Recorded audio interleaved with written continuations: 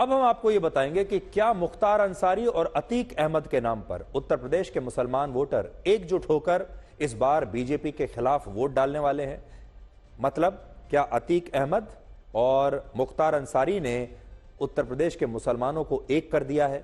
और हमारे देश में जो विपक्षी नेता धर्मनिरपेक्षता को अक्सर खतरे में बताते हैं, वही नेता मुसलमानों के वोटों के लिए इतनी राजनीति कर रहे हैं। और इस बात को इन तस्वीरों से आज आप जरा समझिए।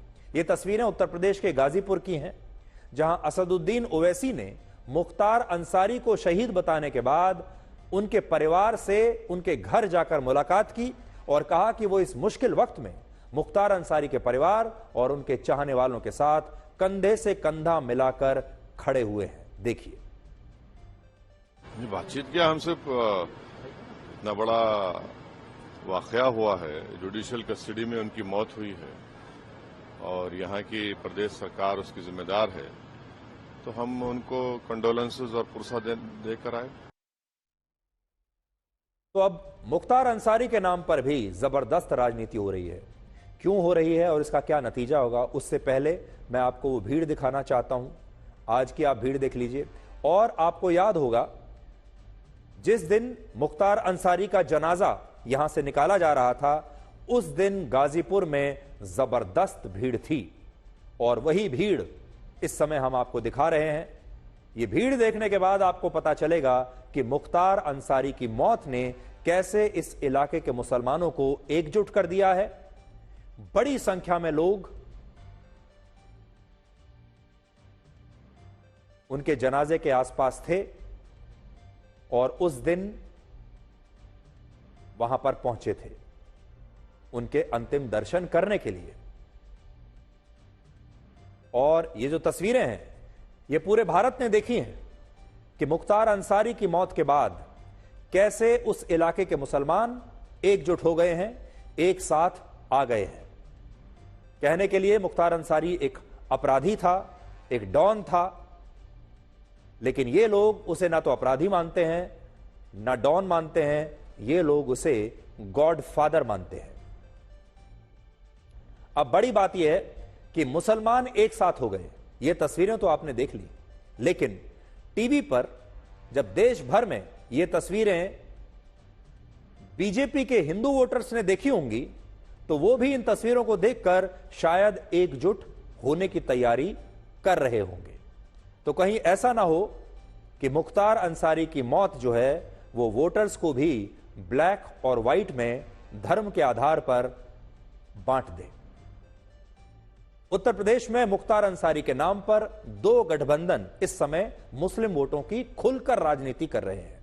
इनमें पहला गठबंधन समाजवादी पार्टी और कांग्रेस पार्टी का है, यानी राहुल गांधी और अखिलेश यादव का है, जिसमें समाजवादी पार्टी मुस्लिम वोटों के लिए मुख्तार अंसारी के परिवार के साथ खुलकर खड़ी हुई है। और अखिलेश यादव ने गाजीपुर सीट से मुख्तार अंसारी के भाई अफजाल अंसारी को अपनी पार्टी का लोकसभा उम्मीदवार बना दिया है।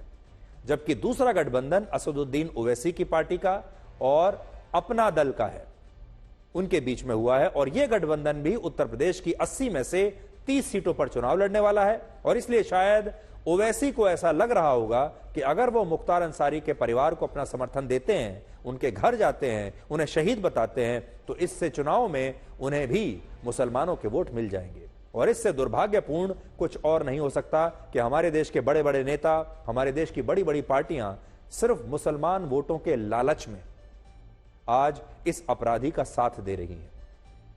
हमने उस दिन भी कहा था, हमारे देश के मुसलमानों को, हमारे देश के मुसलमान वोटर्स को आज ये सोचना होगा कि वो अपना पोस्टर बॉय, अपना प्रतिनिधि किसे बनाना चाहते हैं। एपीजे अब्दुल कलाम जैसे लोगों को अपना प्रतिनिधि बनाना चाहते हैं, अब्दुल हमीद जो शहीद हुए थे भारत के लिए, उन्हें अपना प्रतिनिधि और अपना पोस्टर बॉय बनाना चाहते हैं, या फिर मुख्तार अंसारी जैसे अपराधियों को अपना प्रतिनिधि बनाना चाहते हैं। वो किस चेहरे के साथ जाने जाना चाहते हैं? वो मुख्तार अंसारी के हमदर्द के रूप में जाना जाना चाहते हैं, या फिर वो चाहते हैं कि उन्हें एपीजे अब्दुल कलाम के फॉलोअर के रूप में जाना जाए? ये आज उन्हें तय करना है। और राजनीति शायद इसलिए भी हो रही है क्योंकि मुख्तार अंसारी के जनाजे में जिस तरह से जबरदस्त भीड़ इकट्ठा हुई, उस भीड़ में इन पार्टियों को अपने वोट नजर आ रहे हैं। और ऐसा नहीं कि मुस्लिम वोटों की राजनीति किसी एक राज्य और एक मुद्दे तक सीमित है। आपको पश्चिम बंगाल लेकर चलते हैं, यह तो उत्तर प्रदेश की बात है। यहां मुख्यमंत्री ममता बनर्जी ने पश्चिम बंगाल के मुसलमानों से यह अपील की है कि वो अपना वोट कांग्रेस को देकर बर्बाद ना करें, क्योंकि कांग्रेस बीजेपी को नहीं रोक पाएगी, उनकी पार्टी टीएमसी रोकेगी। इसलिए देखिए, यहां इंडिया गठबंधन में सहयोगी होने के बावजूद ममता बनर्जी कह रही हैं कि कांग्रेस को वोट देकर वोट बर्बाद मत करो। इंडियन अलायंस আমি তৈরি করেছি, নামটাও আমার দেয়া, ভোটের পরে আমি দেখে নেব, কিন্তু বাংলায় সিপিএম কংগ্রেস বিজেপি আমাদের বিরুদ্ধে লড়াই করছে। সিপিএম কে ভোট দেওয়া মানে বিজেপি কে ভোট দেওয়া, कांग्रेस के वोट दिया मैंने बीजेपी के वोट दिया। अब आप ये देखिए कि जो विपक्षी दल बीजेपी पर हिंदू मुसलमान की राजनीति करने का आरोप लगाते हैं, वही विपक्षी दल अब मुस्लिम वोटों की इतनी राजनीति क्यों कर रहे हैं। आपने देखा होगा अक्सर कि हमारे देश के जो बड़े बड़े नेता हैं, जैसे अखिलेश यादव, तेजस्वी यादव या ओवैसी, वो खुलेआम अपराधियों का साथ दे रहे हैं, अपराधियों के बारे में अच्छी अच्छी बातें लिख रहे हैं। मुख्तार अंसारी को वो गरीबों का इतना बड़ा मसीहा बता रहे हैं, जबकि वो एक अपराधी था, वो एक डॉन था, उसने न जाने कितने परिवारों को बर्बाद किया है। फिर भी ये नेता उसके पीछे खड़े हैं और सारे देश के जो लोग हैं वो चकित हैं कि ऐसा कैसे हो सकता है कि एक अपराधी के पीछे ये सारे नेता जाकर खड़े हो जाते हैं। जो हमें दिखाई दे रहा है, क्या इन्हें दिखाई नहीं दे रहा? सच्चाई ये है कि इन्हें भी सब दिखता है, ये भी सब कुछ अच्छी तरह से जानते हैं। मुख्तार अंसारी को हमसे और आपसे ज्यादा ये लोग जानते हैं। मुख्तार अंसारी क्या करता था, अतीक अहमद क्या करता था, हमसे भी ज्यादा ये लोग जानते हैं। फिर भी उसके पीछे खड़े हैं। उसके पीछे कारण है राजनीति और वोट बैंक। हमारे देश में राजनीति की छवि ऐसी बना दी गई है कि हमारे देश के नेता ये कहते हैं कि राजनीति में सब कुछ जायज है। हमें और आपको, अगर आप किसी भी प्रोफेशन में हैं तो आपसे कहा जाएगा कि आप नियमों का पालन करेंगे, नैतिकता का पालन आप जरूर करेंगे, आप अपना वादा नहीं तोड़ सकते। लेकिन राजनीति में नेताओं ने अपने लिए सारे डिस्काउंट ले लिए हैं। वो कहते हैं राजनीति में तो कुछ भी हो सकता है। एक नया आपने देखा होगा, वर्षों से आप सुनते आ रहे हैं, राजनीति में ना कोई दोस्त है ना कोई दुश्मन। और ये बात कहकर, राजनीति में ना कोई परमानेंट दोस्त है ना कोई परमानेंट दुश्मन, ये बात कहकर राजनीति में हर नेता अपनी पार्टी छोड़कर जब चाहे किसी दूसरी पार्टी में चला जाता है, सत्ता की मलाई खाता है और सारे सिद्धांतों को तोड़ देता है, ये कहकर कि राजनीति में तो सब अलाउड है। तो इन्होंने अपने लिए कोई नियम कानून रखे ही नहीं है और लोग भी शायद इस बात को मान गए कि राजनीति में सब अलाउड है, राजनीति में तो कुछ भी किया जा सकता है।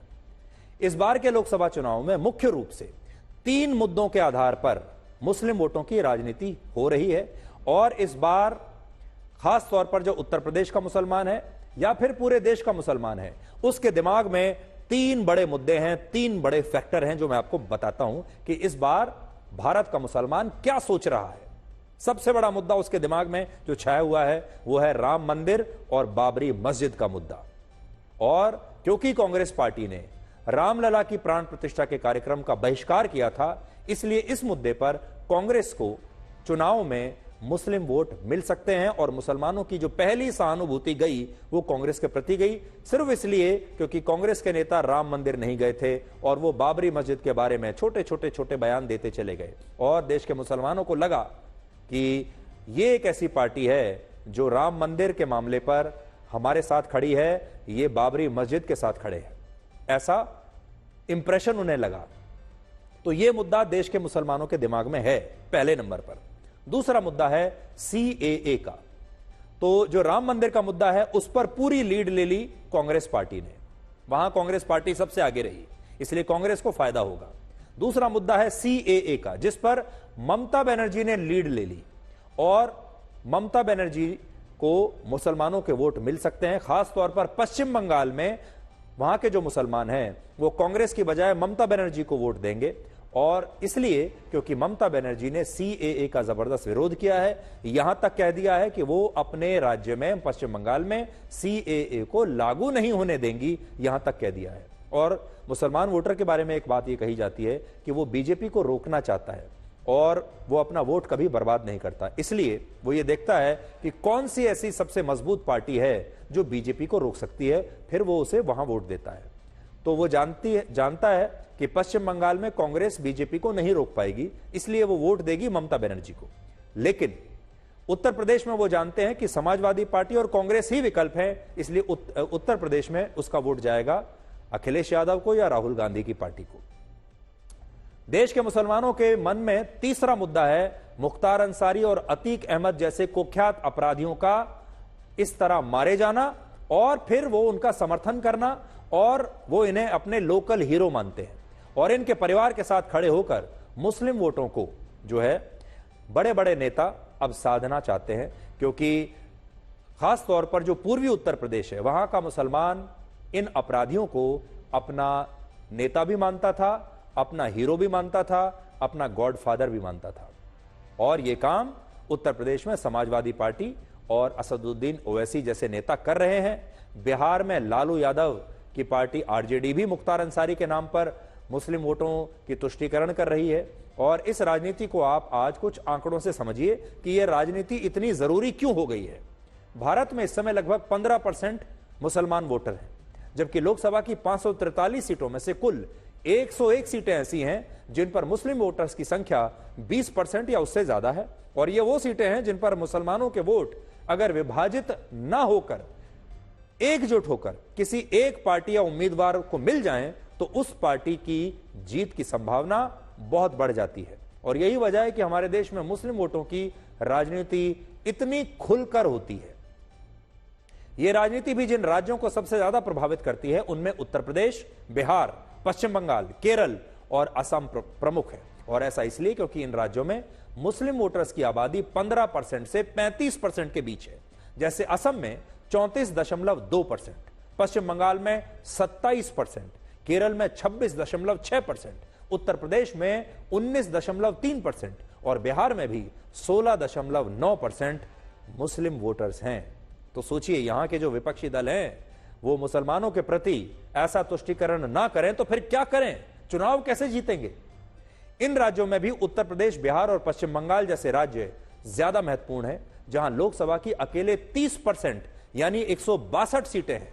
और यही वजह है कि इन राज्यों में राम मंदिर, सीएए और मुख्तार अंसारी और अतीक अहमद जैसे कुख्यात अपराधियों के नाम पर मुस्लिम वोटों की राजनीति हो रही है। और दिलचस्प बात यह है कि इस राजनीति में विपक्षी दलों का मुकाबला अब आपस में ही हो रहा है, क्योंकि बीजेपी इस मुकाबले में दूर दूर तक कहीं है ही नहीं। उदाहरण के लिए 2022 में उत्तर प्रदेश के विधानसभा चुनाव में 79% मुस्लिम वोट समाजवादी पार्टी को मिले थे। 79%। वर्ष 2020 के बिहार विधानसभा चुनाव में 77% मुस्लिम वोट आरजेडी और उसके सहयोगी दलों को मिले थे। 2021 के पश्चिम बंगाल विधानसभा चुनाव में 75% मुस्लिम वोट ममता बनर्जी की पार्टी को मिले थे। और इसीलिए ये पार्टियां अपने अपने राज्यों में अलग अलग मुद्दों पर मुस्लिम वोटों की राजनीति करती हैं और खुलकर करती हैं। और इनकी कोशिश यही है कि ये मुस्लिम वोट विभाजित ना हो जाए, इसे एक साथ इकट्ठे रखना है। और इसीलिए पश्चिम बंगाल में ममता बनर्जी कांग्रेस के खिलाफ सारे खुलकर बयान दे रही है। उत्तर प्रदेश में राम मंदिर का मुद्दा बहुत बड़ा है, इसलिए अखिलेश यादव ने वहां कांग्रेस के साथ गठबंधन कर लिया। अखिलेश यादव खुद राम मंदिर नहीं गए और उन्होंने कांग्रेस को 17 सीटें चुनाव लड़ने के लिए इस बार दे दी, क्योंकि वो जानते हैं कि मुस्लिम वोट जो हैं वो बचकर और कहां जाएंगे, या तो कांग्रेस के पास जाएंगे या समाजवादी पार्टी के पास जाएंगे। और अगर ये दोनों मिल गए तो फिर इन्हें फायदा ही फायदा है। बड़ी बात यह है कि मुख्तार अंसारी के जनाजे में जिस तरह भीड़ आई, उस भीड़ ने विपक्षी दलों को मुख्तार अंसारी के परिवार के साथ लाकर खड़ा कर दिया। लेकिन हमें लगता है कि इन तस्वीरों का एक और प्रभाव यह होगा कि इससे हिंदू वोट भी एकजुट हो सकते हैं, जब वो इस भीड़ को इस तरह से एक साथ एकजुट होते हुए देखेंगे।